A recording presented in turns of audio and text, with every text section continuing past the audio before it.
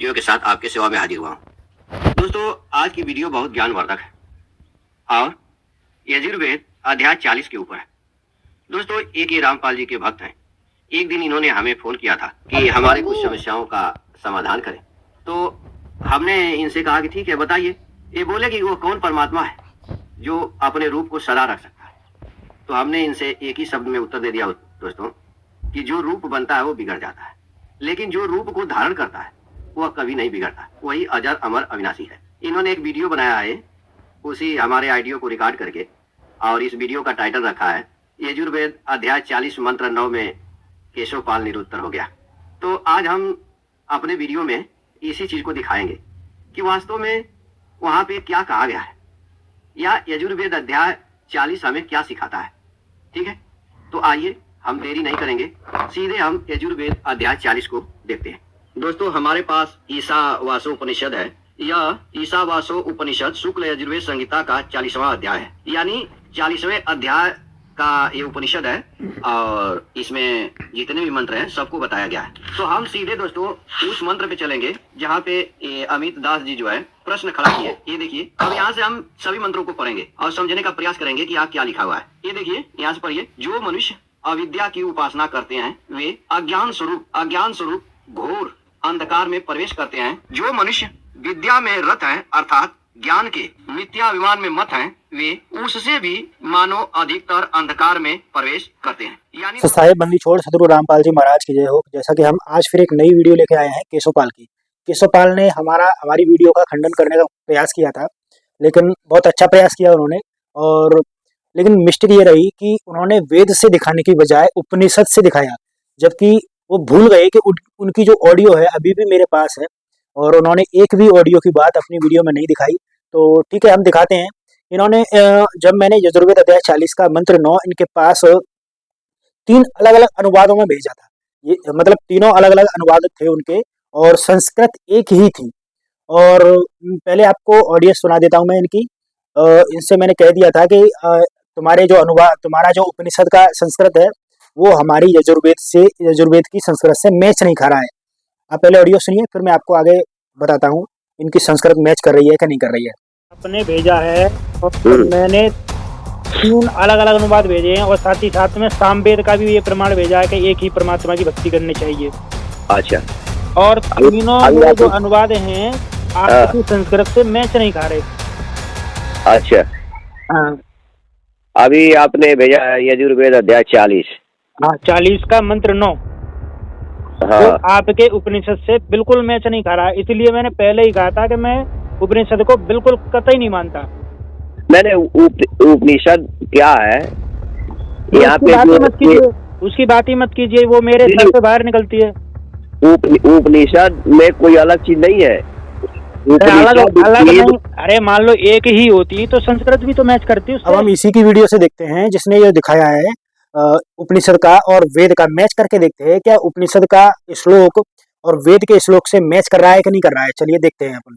आइए, ये वाला उपनिषद का है और ये वाला यजुर्वेद का है। देख लीजिए, आप ध्यान से देखिए इन दोनों को, क्या ये दोनों श्लोक मैच कर रहे हैं कि नहीं कर रहे। फिर आपका इसके ऊपर हम विश्लेषण करेंगे।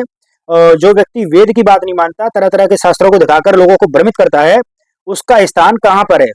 चलिए देखते हैं। अब इसे के श्लोक में पूरे एक शब्द का अंतर है। इसके श्लोक में है विद्या, और हमारे जो यजुर्वेद के श्लोक में है शंभुवांशी, यानी कि शंभु माने परमात्मा। तो पूरे एक शब्द का पूरे एक मतलब उसका अंतर पड़ रहा है। यदि किसी श्लोक में एक अक्षर का भी अंतर आ जाए तो पूरा श्लोक परिवर्तन हो जाता है।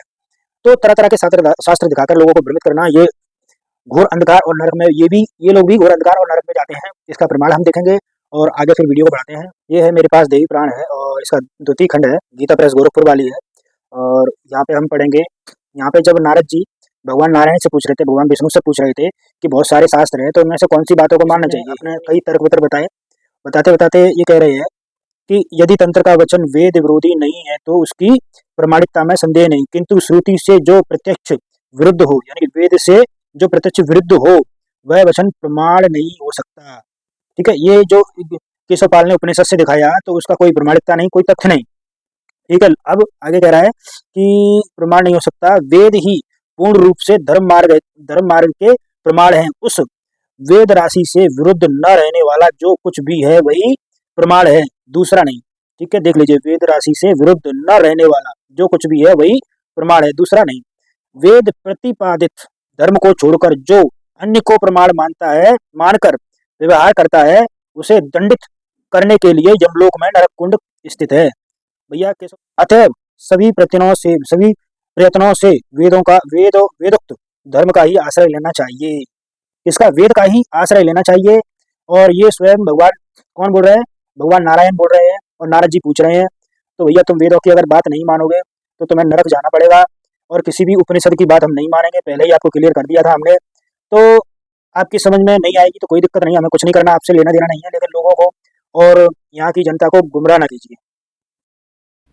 तो यहाँ पे बताया गया है कि जो कामना को लेकर के देवी देवताओं इत्यादि जो विनाशील वस्तु है उसकी पूजा करते हैं वो तो नरक में जाते ही है, लेकिन जो यह जानते हैं कि नहीं देवी देवताओं की पूजा करने से हमें लाभ नहीं मिलता है, हमें ईश्वर की पूजा करनी चाहिए और सारे कर्म को छोड़ देते हैं जिनको उन्हें कर्म समझ कर करना चाहिए, पूजा करना है, लेकिन उनके द्वारा फल प्राप्ति की इच्छा से नहीं, निष्काम भाव से उसको ये छोड़ देते हैं कि हमारे लिए कोई कर्तव्य नहीं है, ये देखिए कर्तव्य नहीं है, वो उससे भी नीचे चले जाते हैं। तो रामपाल क्या करते हैं? देवी देवताओं की पूजा छुड़वा देते हैं। आप करवाते भी है तो आप जैसे देखिए पहला मंत्र उनका हम बता दे रहे हैं, ससुकृत अवगत कबीर बताते हैं, ओम ओम ओम, ब्रह्मा सावित्री का मंत्र देते हैं, लेकिन कहीं पर भी उनके आश्रम में ब्रह्मा सावित्री का पोस्टर नहीं होता, फोटो नहीं होता, या उनके लिए कोई यज्ञ आती, कोई कार्य क्रिया नहीं की जाती। सोहम भगवान शंकर का नाम तो देते हैं, कहते हैं कि भगवान शंकर का है, पार्वती का है, लेकिन उनका कोई वहाँ पे पहचान नहीं होता, कोई स्थान नहीं होता, कोई उनके लिए कर्तव्य कर्म नहीं होता। तो ऐसे लोग मिथ्या अभिमानी है, बात समझिए ध्यान से, ये लोग केवल अभिमान में ऐसा करते रहते हैं, नीचे नरक में जाएंगे। लेकिन जो देवी देवताओं को अपना कर्तव्य समझ करके पूजा करते हैं, जैसा कि भगवान ने गीता में भी कहा 18वें अध्याय में कि हमें देवी देवताओं की पूजा करनी चाहिए क्योंकि इससे व्यक्ति नॉर्मल और स्वच्छ हो जाता है, तो यह कर्म छोड़ देते हैं लोग। तो ये लोग, इन लोगों के लिए यहाँ पे कहा गया कि ये लोग जो है उससे भी नीचे नरक में जाएंगे। अब अगली अब इस कैंसर पाल का यहाँ थोड़ा सा झूठ पकड़ेंगे और झूठ पकड़ के एक्सपोज भी करेंगे। इसने कहा है कि पहले तो गीता से एक्सपोज करेंगे। ये कह रहा है कि गीता अध्याय 18 श्लोक 5 में देवी देवताओं की पूजा करने के लिए कहा है। ठीक है, वहां पे भी देखेंगे। और संत रामपाल जी महाराज के विषय में भी बोला है कि रामपाल जी महाराज देवी देवताओं को पूजा छुड़वाते हैं और फोटो भी नहीं रखते। दोनों चीज देखेंगे हम आज, यहाँ का इसका पूरा एक्सपोज करेंगे। चलिए कैंसरपाल जी आपको पढ़ के सुना दे रहे हैं, आपने ठीक से पढ़ के सुनाया नहीं अपने ऑडियंस को, आप अपनी ऑडियंस को तो भ्रमित कर ही रहे हैं पर आपको ढंग से सुना दे रहे हैं। यहाँ लिखा है यज्ञ दान और तपरूप कर्मों का त्याग नहीं करना चाहिए। किसका त्याग नहीं करना चाहिए? यज्ञ दान और तपरूप कर्मों का त्याग नहीं करना चाहिए, उनको तो करना ही चाहिए क्योंकि यज्ञ दान और तप ये तीनों ही कर्म मनुष्यों को पवित्र करते हैं, ये लिखा हुआ है। भाई लोगों को भ्रमित मत कीजिए। अब देखते हैं संत रामपाल जी महाराज क्या कहते हैं इस विषय में। संत रामपाल जी महाराज देवी देवताओं की पूजा छुड़वाते हैं या करवाते हैं? चलिए देखते हैं कि आपके गुरु जी तो ब्रह्मा विष्णु महेश को छुड़वाते हैं। ब्रह्मा विष्णु महेश को हम छुड़वा सकते हैं? हम कोई बालक है? परमात्मा कबीर जी आदरणीय गिरदास साहिब जी को सतलोक लेकर गए थे, वह सब सतीथि से परिचित कराकर ब्रह्मा विष्णु महेश की सतीथि से परिचित कराकर वापस छोड़ दिया। उसके बाद उन्होंने कहा था तीनों देवा कमल दल बसे, ये ब्रह्मा विष्णु महेश, प्रथम इनकी वंदना फिर सुन सतगुरु उपदेश। उन्होंने कहा था कि ब्रह्मा विष्णु ये तीनों देवा कमल दल में बसते, हमारे कमलों में, इन दलों में अंदर रहते हैं, और प्रथम इनकी वंदना, ये मंत्र जो करते हैं इनकी साधना करते हैं, और फिर सुन सतगुरु उपदेश, सतगुरु के ज्ञान को सुनो और उसका पूरा कंप्लीट कोर्स लो, तब ये बात बने। अब जैसे ऊर्ध्व मूलम अधः शाखम, ऊपर को जड़ वाला, नीचे को तीनों गुण रूपी शाखा वाला, उल्टा लटका हुआ संसार रूपी वृक्ष है। अब इसमें क्या है? ऊपर को जड़ता पूर्ण परमात्मा, नीचे को तीनों गुण रूपी संसार रूपी वृक्ष की शाखा है। तो क्या कोई शाखा को काट देगा बुद्धिमान व्यक्ति? पेड़ की शाखा को कोई काटने की कहेगा? इसको तो फेंक दो काट के, उस फिर लटका के करेंगे बाकी काम। रामचरितमानस के बालकांड के दोहा नंबर 143 पर गौर कीजिएगा, जिसमें लिखा है कि द्वादश अक्षर मंत्र पुनि जपहि सहित अनुराग, वासुदेव पद पंकरहु दंपति मन अतिलाग। अनुवाद किया है कि मनु और सतरूपा द्वादश अक्षर मंत्र का प्रेम सहित जप करते थे। दर्शकों, यहाँ मंत्र जाप करने के बारे में कहा गया है, जबकि अनुवादकर्ता ने ओम नमो भगवते वासुदेवाय को द्वादश अक्षर मानकर अनुवाद में लिख दिया। हिंदू धर्म के धर्मगुरु इसी ओम नमो भगवते वासुदेवाय को द्वादश अक्षर मंत्र बता रहे हैं, देखिए। और मैं जिस मंत्र की आज बात करने वाला हूँ वो है ओम नमो भगवते वासुदेवाय। और इस मंत्र को द्वादशाक्षर मंत्र क्यों कहा जाता है? तो आप इस मंत्र के प्रत्येक अक्षर को अगर गिने तो ओम, न, मो, भगवते वासुदेवाय यानी 12। तो इस मंत्र के जो अक्षर है, मंत्राक्षर है, वो कुल मिलाकर 12 है, इसीलिए इसको द्वादशाक्षर मंत्र कहा जाता है। ओम नमो भगवते वासुदेवाय को इस प्रकार द्वादश अक्षर परिभाषित किया है। अनुवादकर्ता ने लिखा है ओम नमो भगवते वासुदेवाय। अब अगर अक्षरों को गिना जाए तो पहला अक्षर है ओम, जिसमें अक्षरों की संख्या है 1। इसी प्रकार नमो कुल अक्षर 2, भगवते कुल अक्षर 4, वासुदेवाय कुल अक्षर 5। इसको जोड़ने पर कुल अक्षर 12 होते हैं दर्शकों। लेकिन ये वो 12 अक्षर नहीं है, जबकि हम गणेशाय नमः, ओम नमः शिवाय, कबीर देवाय नमः, पूर्ण परमात्मने नमः आदि शब्दों को प्रभु की स्तुति करने से पहले प्रणाम रूप में बोलते हुए सुनते हैं। ये मंत्र नहीं है दर्शकों। इसी विषय पर आपको प्रेमानंद जी की एक वीडियो दिखाते हैं, जिसमें प्रेमानंद जी भी ये स्वीकार कर रहे हैं कि ओम नमो भगवते वासुदेवाय अथवा ओम कृष्णा देवाय नमः आदि ये मंत्र नहीं है, ये जप करने का नहीं है। महर्षि, आपने सत्संग में कृष्णाय वासुदेवाय वाला मंत्र बताया था, उसको किस विधि से जपा जाए फिर? ये तो प्रार्थना पुकार है, उसका जप का मतलब थोड़ी है। दर्शकों, सच यही है कि ओम नमः शिवाय, ओम नमो कृष्णाय वासुदेवाय, ओम नमो भगवते वासुदेवाय ये मंत्र हैं ही नहीं। ये तो केवल प्रणाम वाक्य है, जो केवल नमन करने के लिए बोले जाते हैं। इस बात की पुष्टि जाने माने कथावाचक प्रदीप मिश्रा जी भी कर रहे हैं। इनका भी यही मानना है कि ओम नमः शिवाय केवल प्रणाम वाक्य है। हम अपने मुख से पंचाक्षर मंत्र का जाप करते हैं, नमः शिवाय बोलते हैं तो शंकर जी को नमन होता है। जब हम अपने मुख से षडाक्षर मंत्र का जाप करते हैं, ओम नमः शिवाय कहते हैं, तो शिव जी को प्रणाम होता है। दर्शकों, अभी आपको कथावाचक पंडित गिरी बापू जी के विचार भी सुनाते हैं। उनका भी यही कहना है कि ओम नमः शिवाय मंत्र नहीं है, ये केवल प्रणाम वाक्य है। उन्होंने तो ओम नमः शिवाय का अर्थ भी बताया है, सुनिए। ओम नमः शिवाय मंत्र का अर्थ क्या है? ओम का अर्थ है समस्त ब्रह्मांड, अनंत कोटि ब्रह्मांड। नमः का अर्थ है नमस्कार। शिव का अर्थ है कल्याण।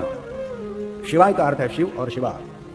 हे भगवान शिव और शिवा, नमस्कार करते हम, पूरे ब्रह्मांड का आप कल्याण करो, ऐसा अर्थ इस मंत्र का है। ओम नमः शिवाय कोई मंत्र नहीं है, ये तो सिर्फ प्रार्थना है, प्रणाम रूप में बोले जाने वाला एक वाक्य मात्र है, जैसा कि इन कथावाचकों व धर्म गुरुओं ने खुद भी इस बात को अपने प्रवचनों में स्वीकार किया है।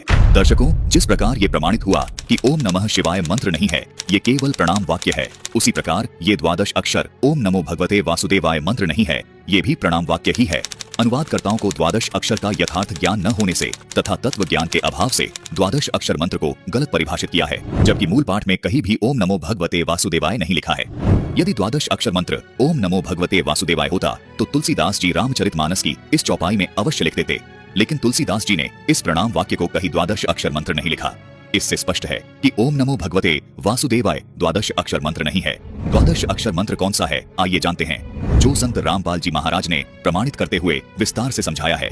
इस दोहे का यथार्थ अनुवाद है कि मनु और सतरूपा सतयुग के आदि में द्वादश अक्षरों के मंत्रों का जाप बड़े ही अनुराग अर्थात कसक के साथ करते थे। पूर्ण परमात्मा अर्थात वासुदेव पर उन राजा और रानी का पूर्ण विश्वास हो गया था। दर्शकों, आपको वासुदेव का अर्थ भी विस्तार से बताएंगे। पहले ये जान लेते हैं कि मनु और सतरूपा जिन 12 अक्षरों के मंत्रों का जाप करते थे, वो 12 अक्षर के मंत्र कौन से हैं? दर्शकों, अनुवादकर्ता ने यहाँ जिन 12 अक्षरों के मंत्रों का वर्णन किया है, ये वो 12 अक्षर मंत्र नहीं है जिनका जाप मनु और सतरूपा जी करते थे। अनुवादकर्ता और वर्तमान धर्म गुरुओं के अनुसार श्री कृष्ण जी वासुदेव हैं, इसलिए उन्होंने मनमाने ढंग से उन 12 अक्षर के मंत्रों को ओम नमो भगवते वासुदेवाय लिख दिया, जबकि श्री कृष्ण जी तो द्वापर युग में हुए हैं तथा मनु और सतरूपा जी सतयुग में हुए हैं।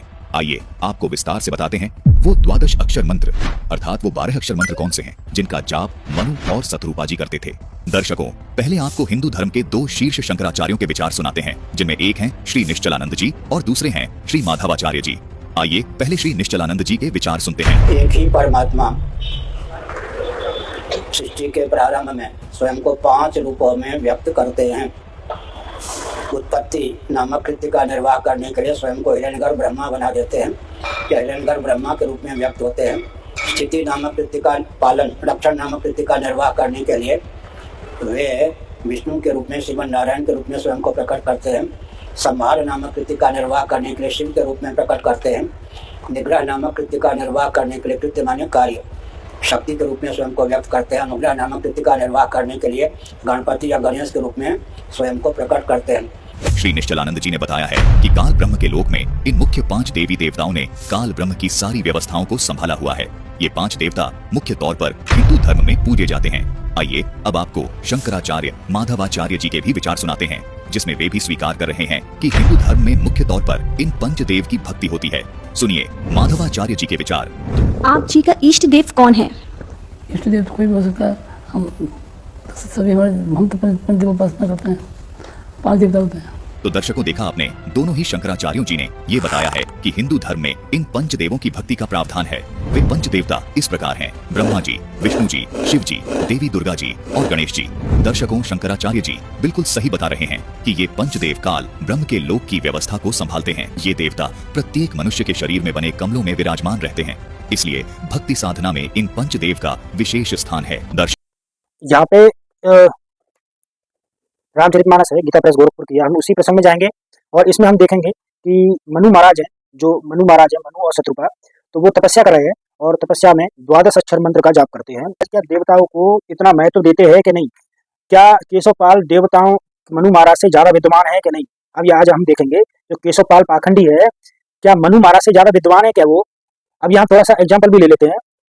जिन्हें वेद नीति यह भी नहीं कहकर निरूपण करते हैं, जो आनंद स्वरूप उपाधि रहित और अनुपम है, एवं जिनके अंश से अनेकों विष्णु ब्रह्मा और अनेकों शिव ब्रह्मा और विष्णु प्रकट होते हैं।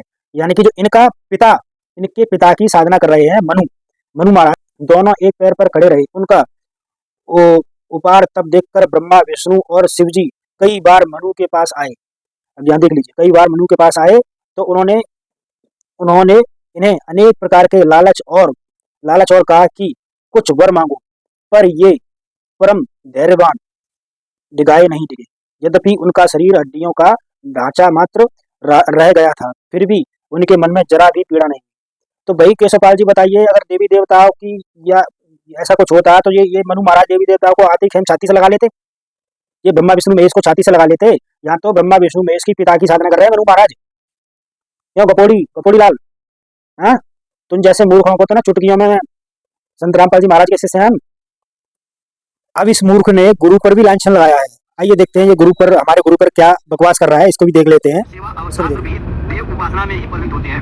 ऐसे वे विषाक्त मनुष्य झूठ मूठी अपने को ईश्वर उपासक बतलाकर सरल हृदय जनता से अपनी पूजा कराने लगते हैं। ठीक है, ये किसके लिए कहा गया है? रामपाल के लिए, जो ना तो देवी देवताओं की पूजा करते हैं और ना ही तो वेद शास्त्रों के तात्पर्य को जानते हैं, वो अपनी उपासना करवाने लगते हैं। ये लोग मिथ्या अभिमान के कारण देवताओं को तुच्छ बतलाते हैं और शास्त्रानुसार आवश्यक कर्तव्य देव पूजा तथा गुरुजनों का सम्मान सत्कार करना भी छोड़ देते हैं। अब कहा जाए, सबसे पहले बालक ने धर्मदास से कहा था कि जब वर्मा पंथ चलेगा गरीबदास वाला, उसके गरीबदास जी के माध्यम से मेरी महिमा की वाणी पुनः प्रकट होगी, और फिर उस वर्मा पंथ तो गरीबदास जी का चल पड़ा होगा, उसमें चलकर मैं स्वयं आऊंगा और पूरे विश्व का कल्याण करूंगा। तब तक इन मूल मंत्रों को छुपा के रखना। तो ये दास भेज रखे गरीबदास पंथ में, जो ना समझ पाओ तो दास बता दे आपको। ऐसे दम्भी मनुष्यों को अपने दुष्कर्मों का फल भोगने के लिए बाध्य होकर सूकर कुकर आदि नीच जोनियों में और आदि नरकों में जाकर भीषण यातनाएं भोगनी पड़ती है। यही उनका विनाशील देवताओं की उपासना करने वालों की अपेक्षा भी अधिकतर घोर अंधकार में प्रवेश करना। अब इस मूर्ख ने उपनिषद से प्रमाण दिखाया है, और जबकि ये उपनिषद वेद से कतई मैच नहीं खा रहा, और वहां से ये प्रमाण दिखा रहा है। मतलब ये कहीं से भी किसी को भी इससे भक्ति से मतलब नहीं, परमात्मा से मतलब नहीं, इसे मतलब है केवल संत रामपाल जी महाराज को गलत सिद्ध करना है हर प्रकार से, चाहे उसके लिए कुछ भी करना पड़े। इसे कोई मतलब नहीं, ना भक्ति से ना भगवान से कोई मतलब नहीं, इससे केवल संत रामपाल जी महाराज को गलत सिद्ध करना है। आइए आप देखते हैं कि भगवान विष्णु क्या कह रहे हैं ऐसे नीच लोगों के लिए। चल अब मैं आपको दिखाता हूँ, देवी प्राण से गुरु की पूजा करने का आदेश कह रही हैं। यहाँ स्वयं भगवान नारायण गुरु की पूजा करने का आदेश दे रहे हैं। आइए, ये इसका आप पेज नंबर देख लीजिए, और देवी प्राण है और अध्याय 2 है। ठीक है, और यहाँ पे देखते हैं, यहाँ पे नारायण वही प्रसंग चल रहा है। एक बार मैं दिखा दे रहा हूँ, भगवान नारायण ही बोल रहे हैं, भगवान नारायण ही बोल रहे हैं इसको। ठीक है, तो तत्पश्चात अपने ब्रह्मरंध्र में ईश्वर रूप उन गुरु का ध्यान करना चाहिए और मानसिक उपचार से विधि पूर्वक उनकी पूजा करनी चाहिए। पुनः साधकों को संयचित होकर इस मंत्र से गुरु की प्रार्थना करनी चाहिए। अब यहाँ पे आगे ना, गुरु ब्रह्मा गुरु विष्णु गुरु महेश्वर गुरु पर ब्रह्म परमेश्वर है श्री गुरुवे नमः। ठीक है, तो यहाँ क्लियर कर दिया कि गुरु ब्रह्मा है, गुरु विष्णु है, गुरु साक्षात परब्रह्म है, और उनकी पूजा करने का आदेश स्वयं नारायण जी कह रहे हैं। और ये पाखंडी लोगों को भ्रमित कर रहा है और लोगों को गुमराह कर रहा है।